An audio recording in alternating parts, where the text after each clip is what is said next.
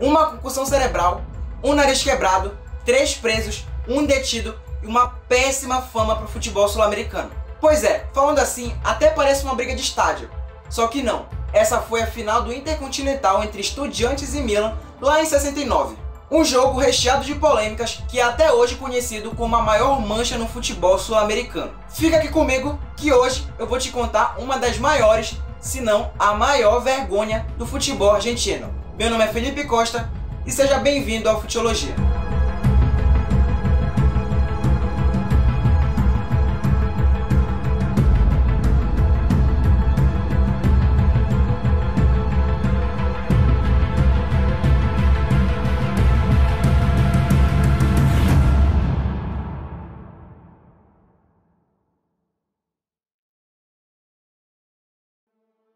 Milan e Estudiantes e Milan. Os dois times iriam decidir a final do Intercontinental de 69.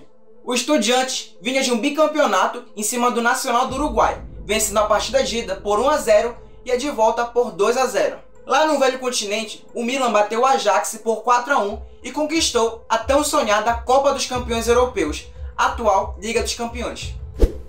O time do Estudiantes tinha uma defesa muito forte, que tinha como principal nome um jogador chamado Aguirre Soares, que não apadrinhava ninguém na hora de marcar. Além disso, eles faziam a famosa linha de impedimento alta, que para a época era revolucionário, mas era muito criticado pela imprensa justamente por deixar muito espaço, mas que dava certo, tanto que eles foram campeões da América 2 vezes seguidas. O Milan tinha um estilo de jogo mais ofensivo, que valorizava o toque de bola rápido e objetivo. Além disso, gostava de usar a habilidade de seus jogadores para quebrar as linhas de defesa do adversário. E um dos jogadores que faziam isso muito bem era um argentino naturalizado francês chamado Nestor Combin. Preste atenção nesse nome, que ele vai ser fundamental para a nossa história. Nestor nasceu na Argentina, mas logo na adolescência fugiu para a França e começou sua carreira no Lyon.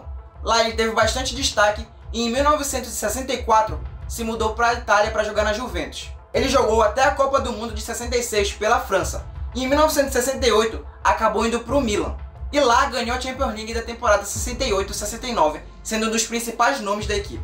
Só que lá na Argentina, o Combin era odiado por quase todo mundo. Isso porque ele fugiu do serviço militar obrigatório e defendeu a seleção francesa em vez da Argentina. Ele era chamado de traidor e era acusado pelo governo de deserção. Aí eu questiono um ponto. Combin não sabia que ele era odiado e caçado lá na Argentina? E ele sabia que o país dele vivia uma ditadura severa. Não tô dizendo que a culpa é dele necessariamente, mas que ele poderia ter evitado, ele poderia. A gente pode ter de exemplo o atacante do Arsenal, Henrikh Mkhitaryan, que não jogou a final da Europa League em 2019 lá na Armênia, porque a tensão entre o país sede e o Azerbaijão, que é o país do Mkhitaryan, era enorme. O meia não se sentiu seguro e anunciou em seu Twitter que não jogaria a final. Mas também a gente não pode julgar o Combin por simplesmente querer fazer aquilo que ele ama. O jogo seria disputado entre o campeão da Copa dos Campeões e o campeão da Libertadores, logicamente. Seria uma disputa de 2 jogos, com o primeiro sendo realizado lá no San Siro e o segundo sendo realizado na Bombonera, lá na Argentina. E em caso de empate no agregado, o regulamento da competição prevê a disputa de um terceiro jogo em campo neutro. Como eu já disse, o primeiro jogo seria no San Siro, no dia 8 de setembro. E logo naquela hora, antes dos times entrarem em campo, quando eles ficam em fila, os jogadores do Milan relataram que os jogadores do Estudiantes estavam ameaçando eles, desferindo ofensas pesadíssimas. O jogo acabou com um placar bem elástico, 3-0, que praticamente dava o título do Intercontinental para a equipe rossoneira. Apesar das ameaças lá no túnel, os jogadores argentinos não estavam chegando na maldade. Eles estavam jogando duro, é verdade, mas existe uma diferença entre jogar duro e ser desleal, que foi o que aconteceu lá no segundo jogo. Antes da partida começar, os jogadores do Estudiantes relataram que o oficial do exército foi até o vestiário ameaçar eles. Segundo os jogadores argentinos, esse teria sido o principal motivo para eles entrarem tão pilhados no jogo. Aí você se pergunta, por que raios um oficial do exército se preocupou tanto com uma final de Intercontinental? A Argentina passava por uma ditadura muito rígida, controlada pelo ditador Juan Carlos Osmani. E você sabe como funciona uma ditadura mais ou menos. Some com esse aqui, prende aquele outro, interroga aquele lá. e Osmani usava a glória esportiva para disfarçar as barbaridades que o governo dele cometia. E só para avisar, essa cartada de usar o esporte para mascarar algumas coisas que o governo faz não é exclusivo da ditadura argentina. Temos como exemplo a ditadura aqui no Brasil, que usou o título da seleção de 70 para autopromover o governo deles e para tirar o foco de algumas coisas que eles estavam fazendo. E o motivo do ditador querer tanto essa vitória do time argentino era porque estava acontecendo uma revolta popular lá em Córdoba, chamada de Cordobazo, que mais pra frente tiraria o ditador do poder. Mesmo que eles não acreditassem na remontada, eles foram obrigados a acreditar e entraram em campo com a mentalidade de vencer a qualquer custo.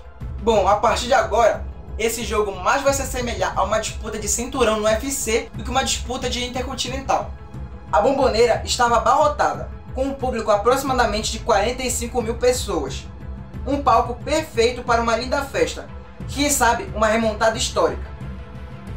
Pois é, para quem olhava de fora, era lindo, mas lá dentro o clima não era nada amigável. E aqui vale uma citação do site Imortais do Futebol, que foi uma das referências que eu usei para fazer o roteiro desse vídeo. Aqui eles dizem: imagine 45 mil pessoas no Coliseu, todas ensandecidas esperando por feras e gladiadores. Só por esse trecho já deu para perceber que o clima não estava nada amigável lá na Bombonera. Logo na entrada em campo, a torcida do Estudiantes mostrou toda a sua recepção boa, com cusparadas, moedas, café quente e até óleo fervendo. No aquecimento, os jogadores argentinos não cansavam de chutar a bola nos jogadores do Milan, justamente para machucar. E o goleiro Poletti não se cansou de xingar Combin de porco traidor.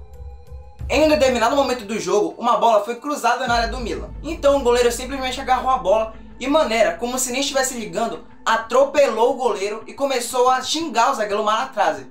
Aí, meu amigo, foi porrada atrás de porrada. Os argentinos não estavam aliviando nenhuma chegada. Aí você me pergunta, tá, mas e o juiz? O que ele estava fazendo para impedir os jogadores argentinos? Nada. Ele não estava fazendo nada para impedir que os jogadores argentinos batessem nos italianos. Em um momento do jogo, Manera tocou errado para Madeiro, então Cobbin interceptou a jogada e rápido tocou para Rivera. O Estudiantes tentou fazer bem rapidinho ali uma linha de impedimento que saiu muito errada e deixou o milanista sozinho. Então ele com categoria driblou o goleiro e fez o gol. Detalhe, o jogador que deu o passe tomou um carrinho violento e eu não sei nem como ele não quebrou a perna. Mas o que se via na partida era horrível. Um jogo sem padrão nenhum, chutão a todo momento, um jogo sendo parado toda hora por faltas e os argentinos mal chegavam na área do Milan. Em um momento de extrema violência do jogo, Aguirre Soares golpeia Prati na cabeça, que cai desacordado no chão e leva um chute nas costas do goleiro Poletti. Então, o jogador simplesmente tem uma concussão cerebral ali no meio do campo. Ele até tenta continuar jogando, mas desnorteado teve que ser substituído. Os argentinos não estavam mais nem indo na bola, só estavam dando no meio dos italianos. Mas em um pequeno momento do jogo, isso foi diferente. O Estudiantes teve uma pequena faísca de futebol, quando aos 43 minutos, uma bola na área do Milan, Malatrase não cortou a bola, então Conigliaro de cabeça empatou. O Milan deu a saída e em poucos segundos perdeu a bola e de pé em pé o Estudiantes chega pela esquerda e faz um cruzamento que foi jogado para escanteio, que rapidamente foi batido e Aguirre Soares virou o jogo de cabeça. Aí eu tenho uma pergunta para fazer. Se o Estudiantes continuasse nessa pegada até o final do jogo, será que eles não poderiam ter virado e conquistado o Mundial? O primeiro tempo acabou e os times foram para o vestiário, mas o segundo tempo reservaria os piores momentos da partida. Normalmente nessa situação, com o time precisando de apenas 2 gols para vencer, já tendo tirado uma diferença que era enorme no final do primeiro tempo, o time colocaria a bola no jogo e tentaria ir pro abafa. A linha de impedimento do Estudiantes estava quase no meio de campo e não deixava o Milan nem sair, embora, é verdade, a equipe rossoneira não estivesse com muita pressa. O Estudiantes, vendo que não estava conseguindo penetrar na defesa do Milan, começaram a descer a lenha. Sem exagero, foram quase 20 minutos de pura porradaria. Aguirre Soares mirava suas porradas apenas em Combin, e a cada pancada era uma vibração da torcida. Cobbin, que era um dos mais caçados em campo, recebeu uma linda cotovelada de Aguirre Soares e em seguida uma joelhada que lhe custou o nariz quebrado e muito sangue. Além disso, também Cobin recebeu um chute do goleiro e começou a jogar com o uniforme inteiramente ensanguentado. E por incrível que pareça, a primeira expulsão do jogo só veio acontecer aos 21 minutos do segundo tempo. Aguirre Soares simplesmente agrediu Rivera sem a bola e quando foi expulso ainda saiu saudando a torcida. Então foi essa pancadaria desenfreada o jogo todo. Dava até para perceber que a equipe do Milan não ficava muito com a bola e quando não estavam com a bola mantinham distância dos jogadores do Estudiantes justamente para não pegar uma porrada fora do lance. Aos 40 minutos de jogo, Rivera partiu em direção ao gol, só que o jogo estava parado e o zagueiro Manera do Estudiantes desferiu um soco nele. O jogo finalmente acabou. E você acha que o clima de brutalidade dos Estudiantes havia cessado? O jogador Romeu, de 22 anos, que era o único que parecia não compactuar com aquele estilo de jogo do Estudiantes, foi cumprimentar Lodete do outro time, justamente para demonstrar respeito. O goleiro Poletti, vendo essa ação, não gostou nada disso e interrompeu com um soco no italiano. E aí começa uma confusão generalizada no meio do campo. A confusão foi tão grande que não teve nem comemoração e premiação no meio do campo. Os jogadores do Milan só foram ver a taça no vestiário. E ainda, quando a taça foi entregada, estava toda amassada, como se alguém tivesse batido repetidamente com ela no chão.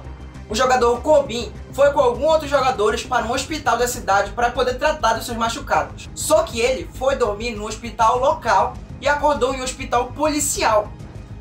Como eu já disse, o jogador não prestou serviço militar, que era obrigatório na época. Então ele ficou nada mais, nada menos do que 10 horas sendo interrogado. O jogador estava sendo acusado de deserção. E para o Milan poder voltar com ele para a Itália, teve que negociar por debaixo dos panos com o governo da época.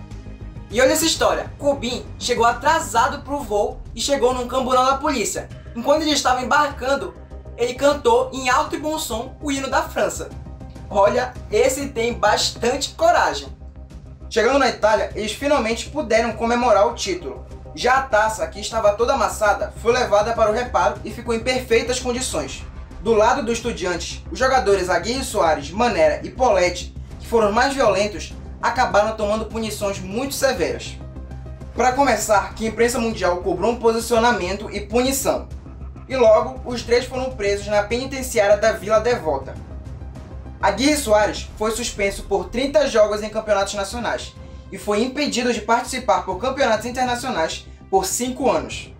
Já Manera ficou 20 jogos sem jogar em casa e já fora de casa não pôde atuar por 3 anos.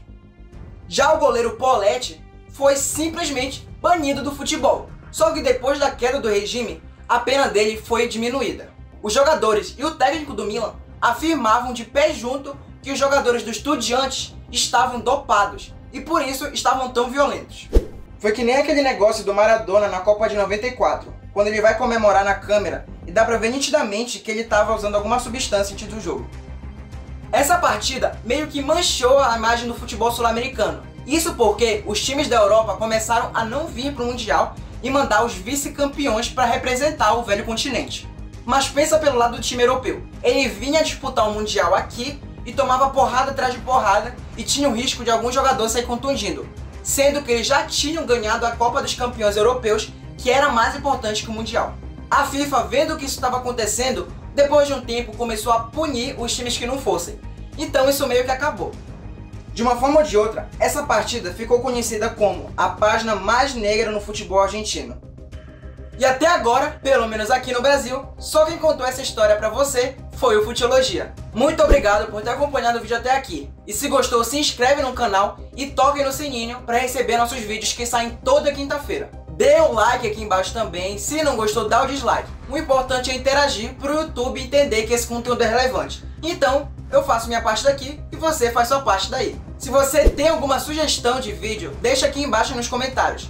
E se você gosta de histórias mais curtas, lembra de seguir a gente também no Facebook e no Instagram, @futiologiatv.